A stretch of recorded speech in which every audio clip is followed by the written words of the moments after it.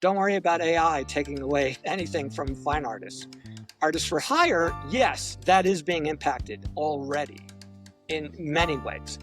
And the reason for that is completely unavoidable. It's just the march of progress and technology. I've seen it.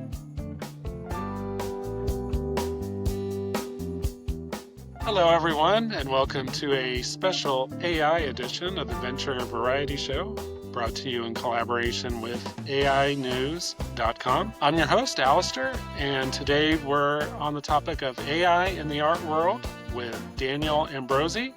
We're going to explore how AI is transforming his industry and what it means for the future.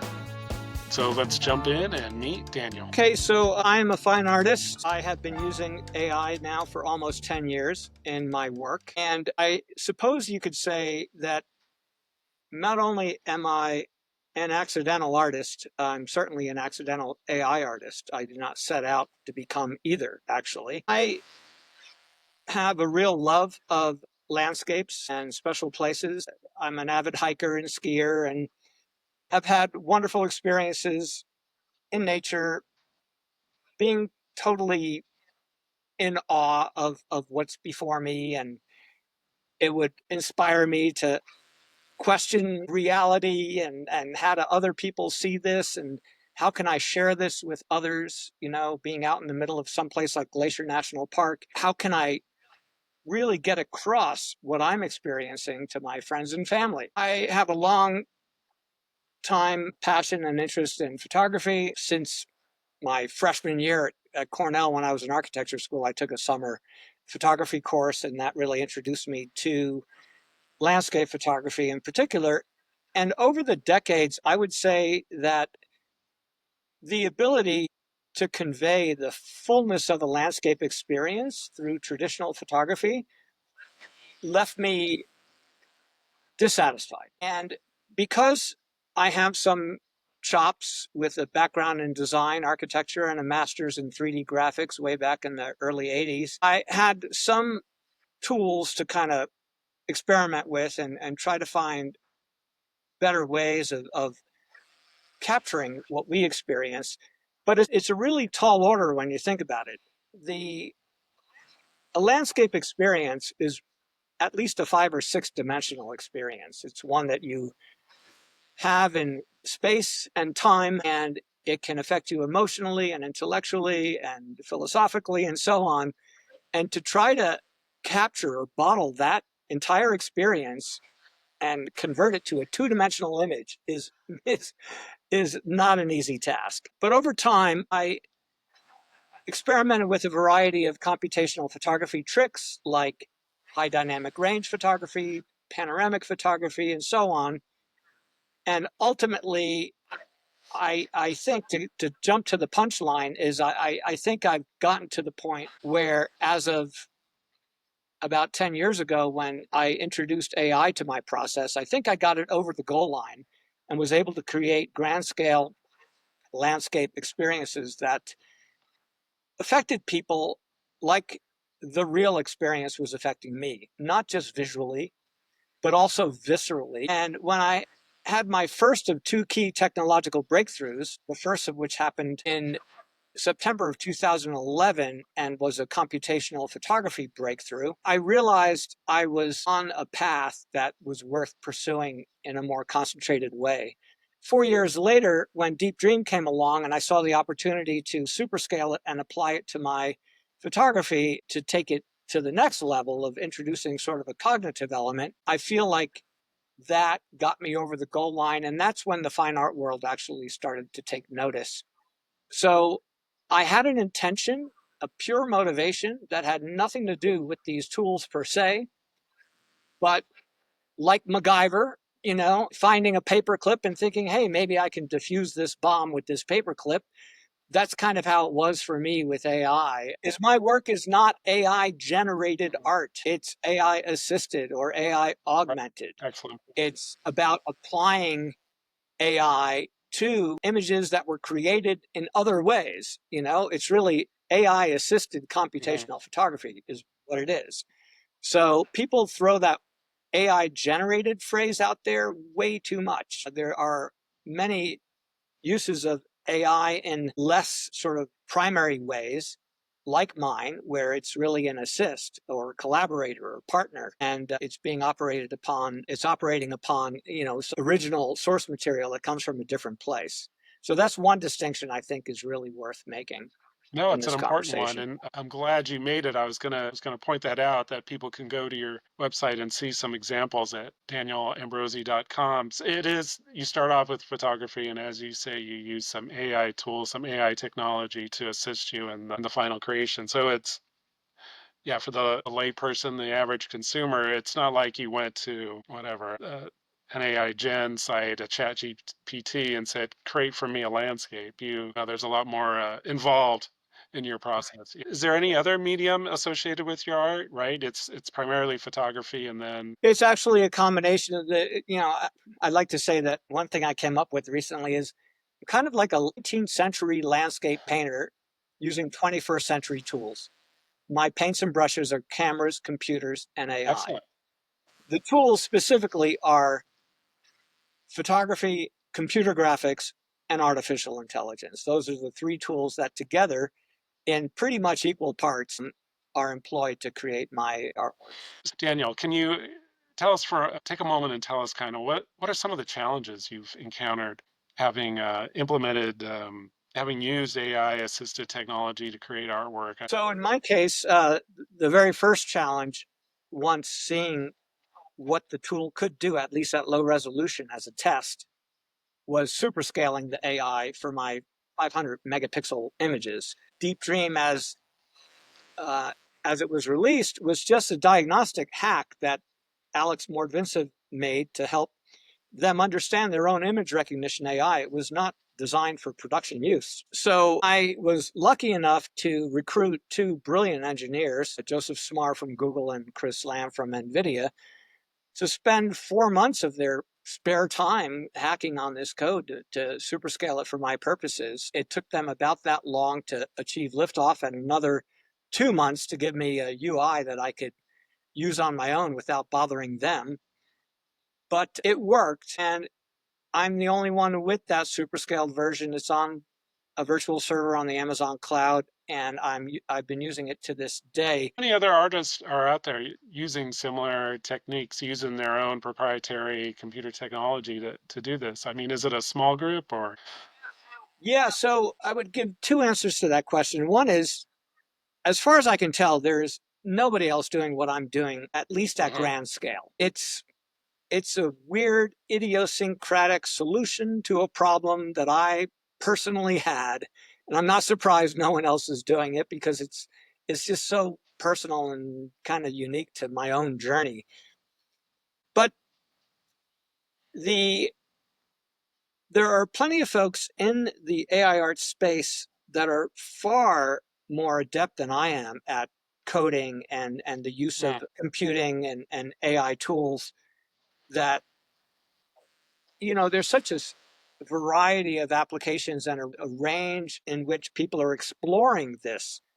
For me, like I said, it was pure opportunism for AI to, you know, for me to use AI in what I'm doing. It just, I saw the tool, it fit, and it worked.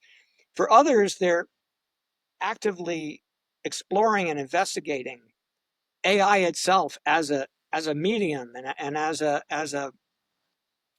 artistic, impetus. And in some cases, they're training, they're using their own data sets for training. They're doing, there's just such a wide variety of what people are doing. And that's one of the great things I think about the Christie's auction. We had 34 artists, and there was not a lot of overlap in terms of what people were doing. If you go through that collection, it's a very eclectic mix of approaches and tools and technologies. And I think that's a credit, a testament to Nicole and her team for curating such an interesting mix of high human agency. That's the key thing. The open letter calling for Christie's to cancel it, characterizing much of the art or most of the art as low effort AI generated slop, was exceedingly unfair. I even at one point posted on Twitter to one of the antagonists. Now that the auction pages have gone online and you can read what's behind these artworks, are you feeling foolish at all for sending this letter? But I didn't get a Yeah, response. let's address that. You referenced Christie's, the famous auction house. They held an auction called Augmented. I should double check that. Intelligence, Thank you. augmented intelligence. Augmented intelligence. They had, you referenced it. You said 34 different artists. They sold their work similar to you. I assume that the work was AI assisted, and Well, some was AI generated. Yeah, yeah. And mine, I call AI augmented. I think they called the show augmented intelligence to sort of, make a point of expressing the high degree of human agency involved with all these artists, even the ones using the more modern or controversial AI image generators, yeah. using those in a critically informed way and doing interesting things with it.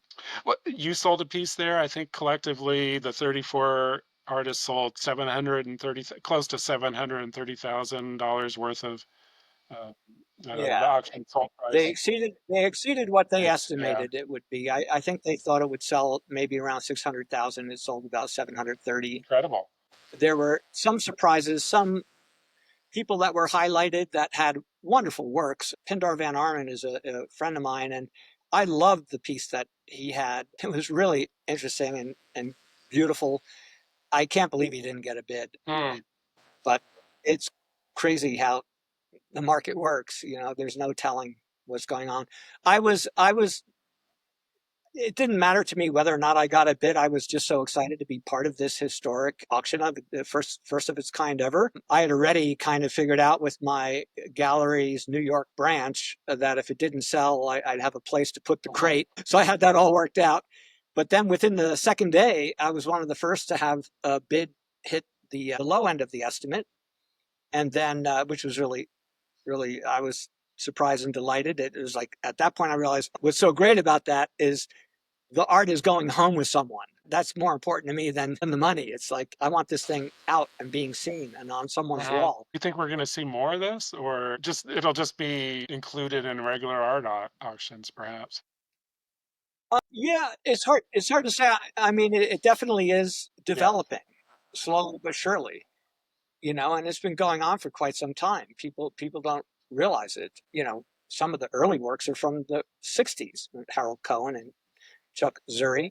It's been a long time coming. Yeah. Any final thoughts then on the Christie's auction? Again, some of these distinctions that I think need to be Yeah. made. And when that letter came out, I was absolutely quite delighted for a couple reasons. One is the PR value. You're on the right track with a first of its kind auction or exhibition when there's criticism like with the first Impressionism show, which remember that critic that called the work impressionist was insulting them, and now that insult is the term used for one of the most popular art movements of all time. So and the other reason I was happy was because I knew that it would open up conversations like this and an opportunity to add some nuance to the conversation and move that conversation forward and resolve some of these issues. I don't think the concerns of these artists is invalid. They have some genuine concerns there, but we need to kind of distinguish a few things. So we talked about distinctions. We need to distinguish AI generated art from AI augmented art. We also need to distinguish fine artists from artists for hire or Mhm. commercial artists, as they're often called. In my definition, fine artists are those who make the art they want to make, and if they're lucky, someone buys it. Okay? Artists for hire are those who make art at the request of and or under client direction, also known as commercial artists. Some people do both. I'm strictly a fine artist. When it comes to AI impacting the livelihoods of either of those two camps, I have been known to say that you don't have to worry one iota about AI affecting the livelihood of Mhm. fine artists because things can't possibly get any worse for fine artists. there is nowhere to go but up. It's got to be one of the hardest ways you can try to make a living. It's my fourth and by far hardest career, also the most rewarding, and I love what I'm doing, but there's nowhere to go but up. Don't worry about AI taking away anything from fine artists. Artists for hire, yes, that is being impacted already in many ways.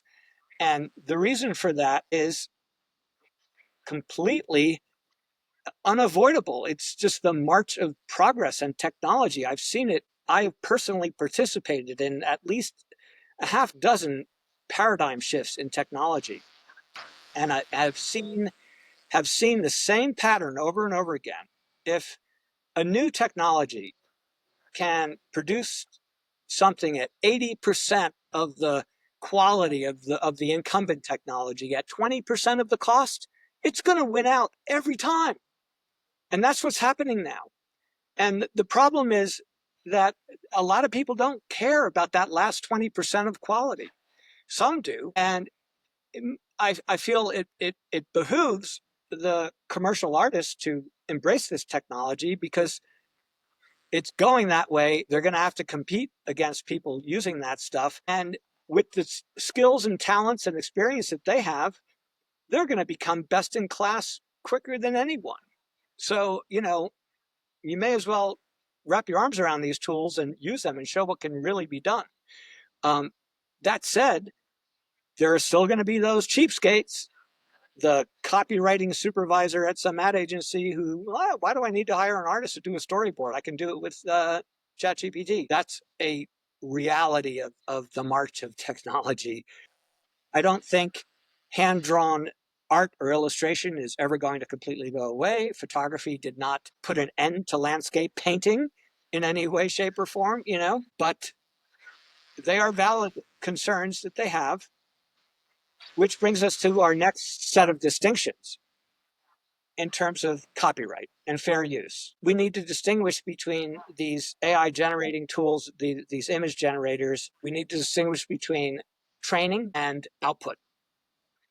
I think it's absolutely fair use. This is my opinion. It'll be adjudicated, I'm sure, over time. And in some ways it has already with the Google Books project. Training on copyrighted content is fair use. Outputting copies of that copyrighted content is not fair use. And then there are the gray areas in between. For example, when you use an image generator, you can just use some prompts that define a look and create an image without referencing any specific artists that may have been in the training data set. And you can create an image, fairly quickly of decent quality. The Copyright Office recently said, with that light weight of human agency, that's not a copyrightable image. But there are plenty of examples that they gave of applying more human agency to actually use these tools to create something on a case-by-case basis that could be argued as copyrightable. Where it gets sticky is when people use the in the style of prompt and say, give me an image of this, that, and the other thing in the style of this artist. It's unfortunate that these AI companies did not ask these artists to opt in. They should have been asked to opt in, not to opt out after the fact. Okay? Unfortunately, that's water under the bridge right now. But if someone explicitly calls out an artist or artists in their prompts, one thing that the AI companies can do is fix the metadata for these image files to expose those specific callouts and to make it very easy to always find out, was this, based on in the style of a particular artist? And that would generate a lot of exposure. I don't think those artists need to be compensated. The value of exposure is huge. I think that would be an easy fix to make, I'd like to see that made. But, there are all these gray areas in terms of how much is it relying on a specific artist's style or work versus is it a remix under a fair use, scraping of data, of which there's plenty of precedent for that being acceptable. Do you get approached by artists asking you questions about this, about your work, about the implications of AI assisted creation in your industry? Yeah, I get asked, and typically people are coming from a very shallow level of understanding of these tools that only go back a couple of years. So they'll ask me questions like, "So what kind of prompts are you using?" When it's like, no, there are no prompts. This is way before prompts. 10 years ago, that wasn't the way this worked. I have access to 84 layers in a neural network, each one of which creates a different motif. I can set that direction. I can't control the details, blah, blah, blah. So, so their questions typically are ill-formed because they don't realize that it's not just about Dali or Mid Journey. That there was this whole history and legacy before that. Um, So where are we going? What, if you had to look into your crystal ball, how are things going to look in the future with AI's role, in a couple years or a decade? I think what separates fine art from illustration or image making is the idea, the artist's intention, the motivation. I'm really agnostic about the tools artists use. What matters to me most is what are they trying to Mhm. express, and if the ideas behind the art are deep enough and coming from a place of deep exploration and investigation and so on, it doesn't matter to me what the tools are. A lot of typical questions that artists get from people is, how long did it take you to make that? Oh, What tools did right. you use? How is that created? It's like, what difference does it make? What are you getting out of this artwork when you look at it? What is it communicating to you?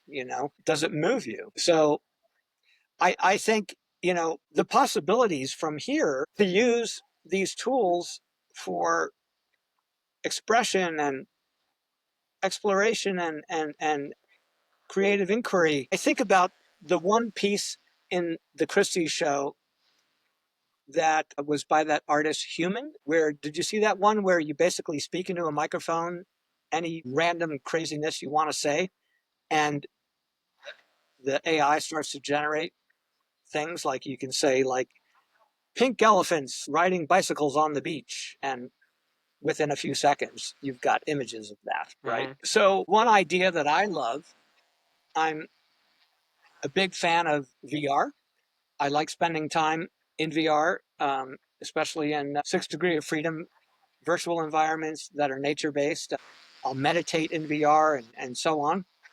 I love the idea of a social VR application driven by the tool that this artist is using at Christie's, where it just very in a lightweight manner, as you're sitting around the virtual campfire with your fellow, with your friends and fellow artists or whoever, slowly over time, the environment is changing based upon is what is being said. I think that would be an amazing experience that could induce a feedback loop of conversation and perception and take things to really crazy places.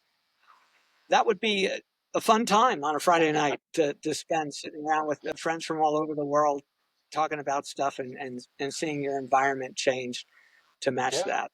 Is that art? Is that fine art? No, not necessarily. It's art Uh-huh. related, but I think where this technology can go and the applications and the possibilities are really open ended. I'm very excited about it. Yeah, I'm excited too. This has been a fascinating conversation. As we wind down here, any other final thoughts? Yeah. Well, I wish. Yeah, yeah. In terms of the controversy, that is hot right now. Obviously, to get 6,300 artists sign an open letter asking Christie's to cancel it, I would really ask for these folks to dig a little deeper and try to understand a little bit more about how these tools are being used. I'm empathetic of their plight.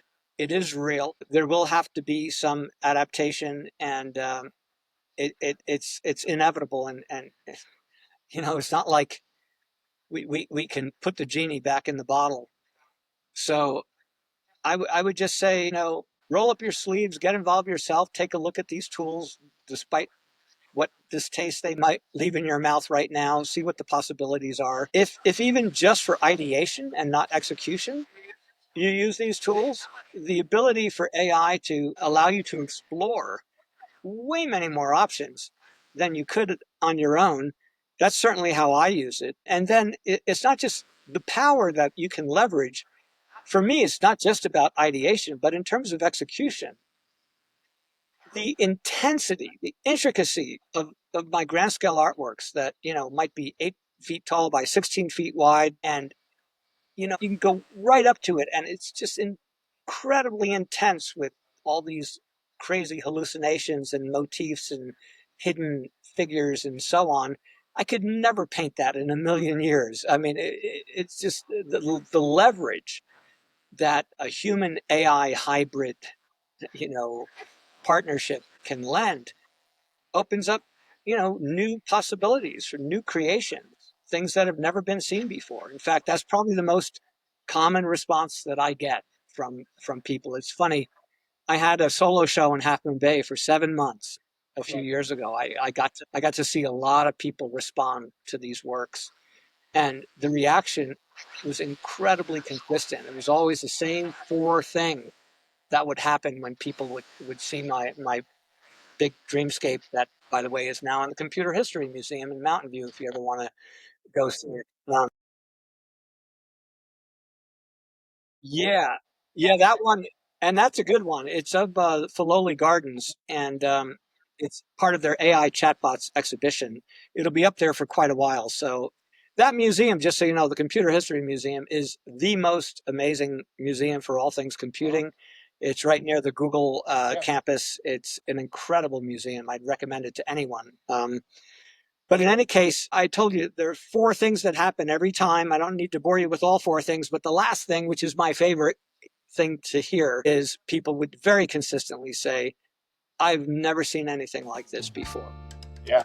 That's what AI can do for us. It can allow us to create things that have never been seen before. And that's moving art forward in my book. All right, everyone. That wraps up this special AI episode of the Venture Variety Show, which was created in collaboration with AInews.com. A big thank you to Daniel for joining us and sharing his thoughts and expertise. If you found this helpful, don't forget to like and subscribe to AInews.com, as well as my own, The Venture Variety Show, which you can find on Substack and all the other platforms. Please also visit AInews.com and subscribe to the newsletter, where you can find more AI-driven stories. That's it for now. See you next time.